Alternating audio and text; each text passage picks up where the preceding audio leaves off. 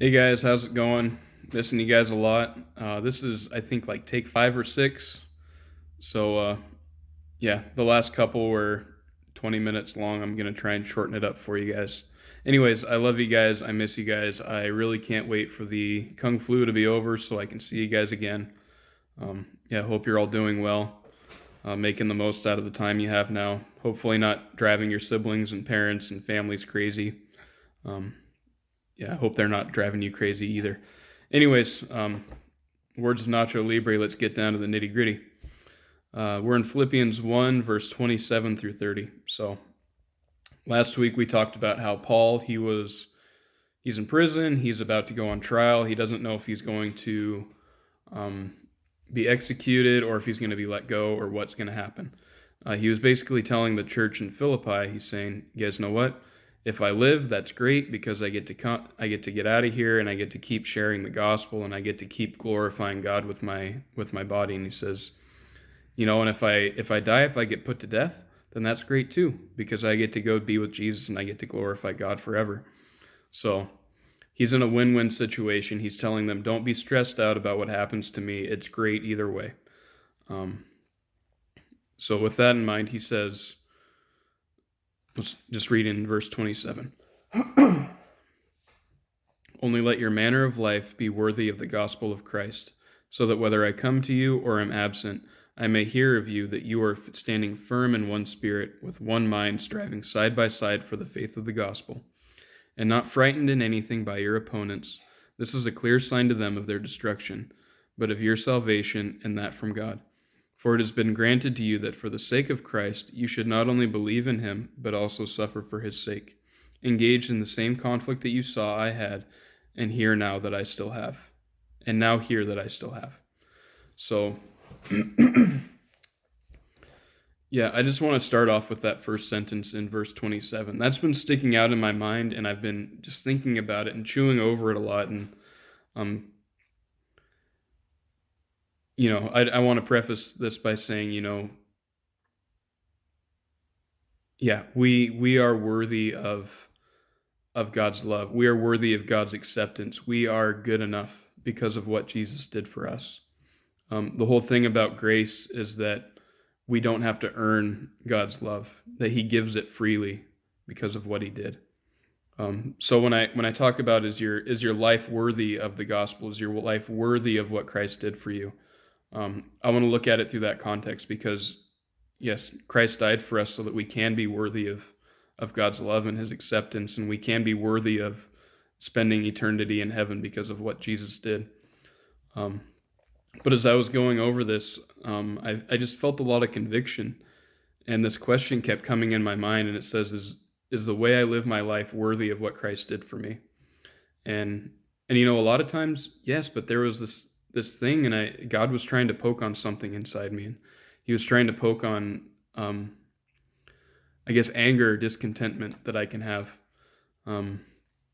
There's a lot of times that I can get discouraged in what we're doing. I can, I tell you guys a lot about how I always want to build my own kingdom, and there's this battle between John's kingdom and God's kingdom, and John wants to make a ton of money and have an awesome truck and build this big house and have this property where he can do whatever the heck he wants. And God's kingdom is a lot less about John, and it's more about, loving people and serving others and all this different stuff. And there's this battle of kingdoms that always happens. And God was just kind of poking it at me, and he was basically what it comes down to sum it all up. It's not what you're doing. He was showing to me it's not what I do, it's why I do it. Here at YWAM, we've got 15 acres to take care of 20 different buildings.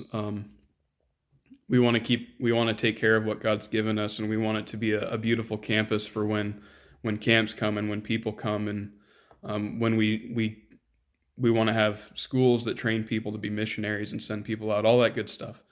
Anyways, the difference between, 15 acres, there's lots of grass to mow. The difference between, or I can mow the lawn one of two ways. That's what I'm trying to say. I can either do it as an act of worship. I can say, God, I'm doing this for you. I'm doing this because I love you and I want to have this place look nice so that when people come, they feel welcome. They're not like, oh, I don't want to come to a school in this ratty place. Or I can do it as, this is my job. This is just what I need to do. And I'm just doing it because I need to keep busy. There's one of them is an act of worship, and one of them is just work. It's basically God was saying, it's not about what we do, it's why we do it. If we're doing things out of love, if we're doing things out of wanting to bring glory to God, then that's great. We can find fulfillment in that. We can find purpose. We can find joy in that. But if we're doing stuff just because we have to, just because we need to, there's no joy. There's no purpose. It's not lasting. If we do stuff for God, that's building His kingdom. If we do it for ourselves, that's building our kingdom. And newsflash, only one of those is going to last forever. Anyways, it's God's kingdom's better than your kingdom or my kingdom. Anyways, so yeah, let's I have a bunch of stories I want to go through, but I'm running out of time, so let's keep it short and quick. John, shut up and keep talking. I am my Father. Oh my goodness. Okay.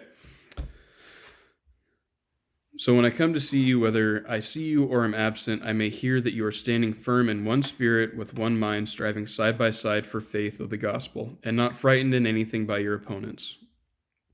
So what Paul's saying is whatever happens to me, it's fine. I just want the best for you guys. I want you guys to continue going after God. I want you guys to be standing firm in unity. I want you guys to be encouraging one another. I don't want you to be freaked out about what the world's going to say or what the enemy's going to say.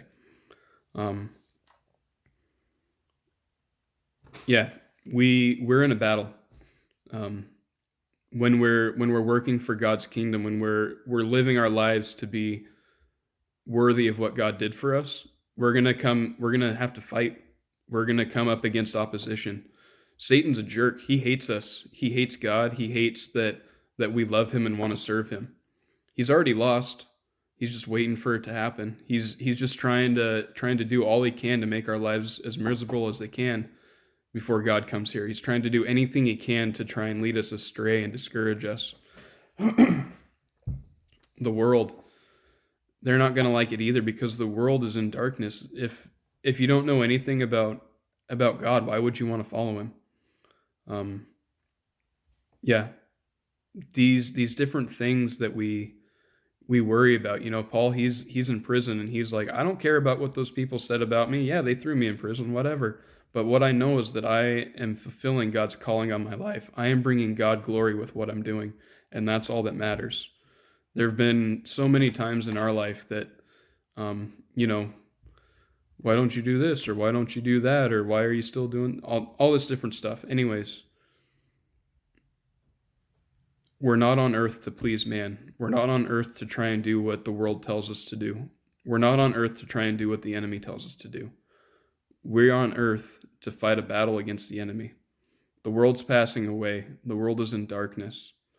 Christ came to bring light into that darkness, and he uses us to continue to put forth that light into the darkness. The enemy doesn't like it. I tell you guys all the time, Thursday mornings are awful for me. I get migraines, just like everything that can go wrong in the day does. And it's like this hill that I'm trying to climb up just to get to youth group. And it's just because the enemy is a jerk, and he hates that, we get to go and we get to worship God together, and we get to learn about him, and we get to enjoy fellowship together. He hates that stuff. But it kind of makes me excited because, as much as he drives me nuts, I get to drive him nuts too. So, and we're on the winning team, in case you guys haven't read the end of the book. He says here in the end that not only should we believe in Christ, but we will also suffer for his sake, that we are engaged in the same conflict that It says, engaged in the same conflict that you saw I had, and now hear that I have still. So basically, since the beginning of the world, there's been this battle between good, God, and evil, the enemy, Satan. There's been this battle that's been going on forever, and we're coming into that battle. And, it all kind of, it's not always going to make everybody happy when we do what God says. We're not living to please man. We're not living to make sure the enemy doesn't think we're a threat and doesn't shoot at us, because that's just another way he gets to win.